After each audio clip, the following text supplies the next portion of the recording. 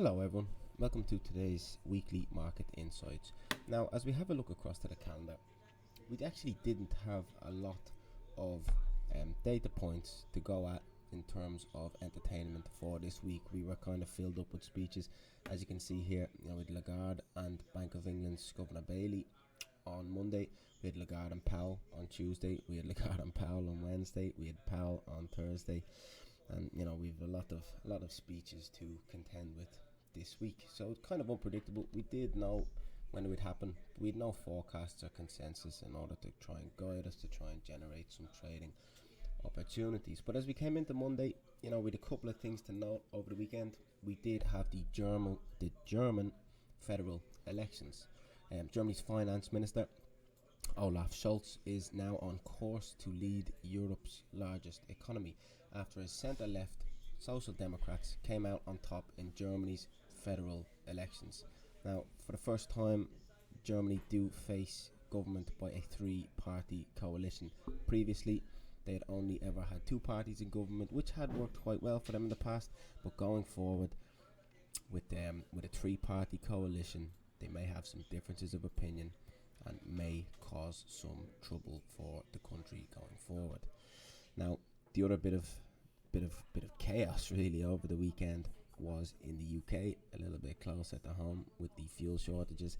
I don't know whether any of you tried to get petrol last weekend, but I actually had to, and I did sit outside a petrol station for about an hour trying to get some petrol. People going crazy, filling up jerry cans and stuff just to put them in the boot, causing a fuel shortage around the UK. Not driven by a lack of fuel, but driven by a lack of lorry drivers, HGV drivers, because of Brexit. Another thing that the UK is now lacking on because of Brexit. We've had the grocery shortages, we've had the chicken shortages in Nando's. If you want to pre-order yourself a turkey for Christmas, it doesn't seem like it's going to happen. So, there's a lot of things promised to begin with Brexit. The government say that the fuel shortage is over, it's beginning to ease, but try to go down to a petrol station and try to get yourself some petrol and come to your own conclusion on that one. Elsewhere in the UK, obviously there is soaring energy and gas prices around the UK and Britain, contributing to negative risk sentiment throughout the week. Now that's going to cause people like us more money to live in the winter, going to cause the price of heating to go up, and generally going to make our bills throughout the cold winter months higher, which is a negative for people like us, which then brings us on to the end of the furlough scheme.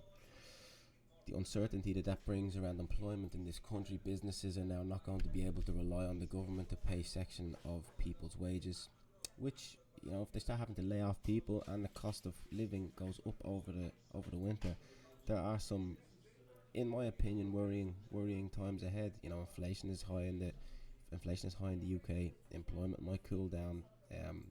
People might lose jobs.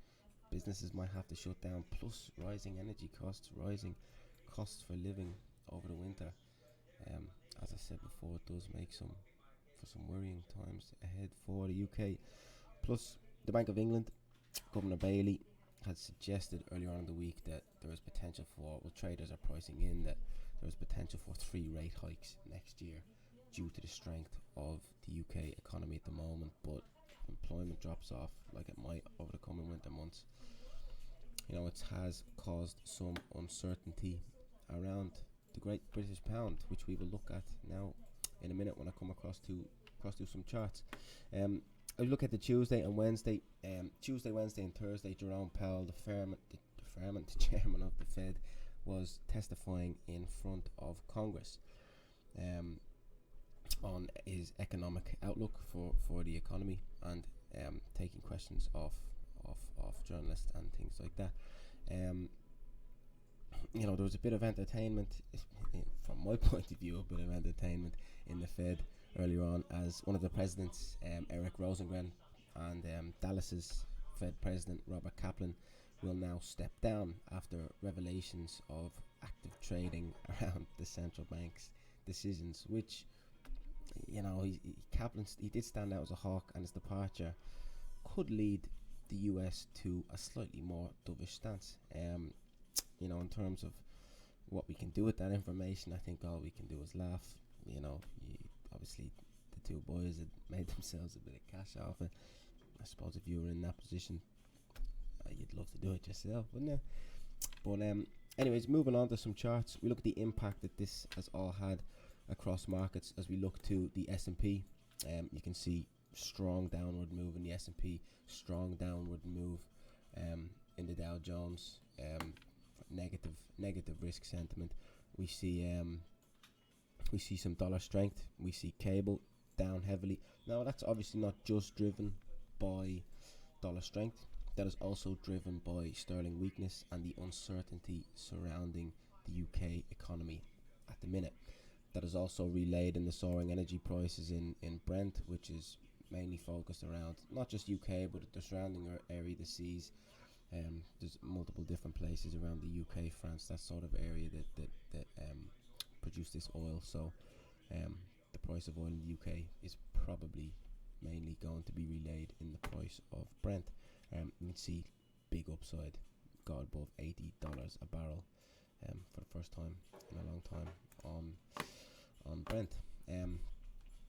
As we seen, contributing to negative risk sentiment throughout the week was obviously the rising energy prices, not just in the UK, around Europe as well, causing jitters, but also in China.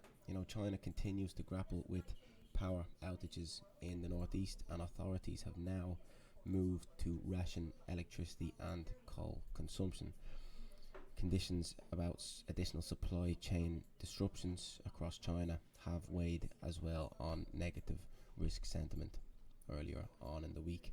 Now, as we can see, this dollar strength relating the cable chart, dollar strength in the euro chart. If we look at dollar across the board, there is strength in the US dollar. Now, this is mainly put down to the rise in US yields. We can see the big sharp rise in US yields, mainly driven by last week's announcement that the Federal Reserve, will look to taper their asset purchases in November. Fed's Chair Powell did suggest earlier on in the week that conditions for tapering had been met, but conditions for a rate hike had not yet been met. We do still need further progress in terms of employment, in terms of the economy, in order to warrant hiking interest rates. Now, in terms of the implications that a higher US 10-year yield can have for us, I mentioned before the reasons for negative risk sentiment. This is one of the main drivers, I believe, this week for the equity sell-off. This, along with Janet Yellen announcing that on the 18th of October she believes that the US will hit their debt ceiling, their debt limit will be reached, and they will then have no more money to use in the economy. Now, Joe Biden, the president, his party decided to make a move to block this, which would be absolute chaos for financial markets if America was to run out of money. Definitely throw up some good trading opportunities for us. Would not be good for most people who do not